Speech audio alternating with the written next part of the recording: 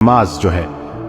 اس کی عادت کیسے ڈالی جائے، اور یہ جو 5 وقت کی نماز ہے، اکثر پیرنٹس جو ہے وہ میرے پاس آتے ہیں اور کہتے ہیں کہ ہمارے بچے جو ہے وہ نماز نہیں پڑھتے، تو اس کے اوپر بھی انہوں نے کہا مجھے کہ آپ ایک ویڈیو بنائیں اور بتائیں کہ کیسے نا مطلب اس کو نماز کی عادت کو پکا کیا جائے۔ تو رسول اللہ صلی اللہ علیہ وسلم کی ایک حدیث ہے جس کا مفہوم ہے کہ اگر لوگوں کو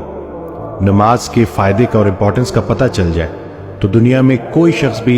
نہ ماننے والا نہ رہے، یہ اتنی ضروری ہے۔ اور نماز دراصل اللہ کی یاد ہے۔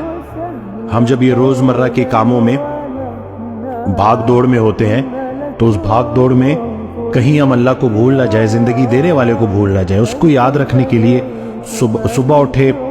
فجر پڑھی، فجر پڑھنے کے بعد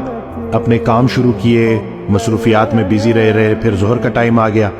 پھر نماز پڑھی، پھر اللہ کو یاد کیا، پھر ظہر سے عصر تک اللہ کو یاد رکھا، پھر جیسی عصر آئی عصر پڑھی، پھر سے اللہ کی یاد تازہ ہوئی،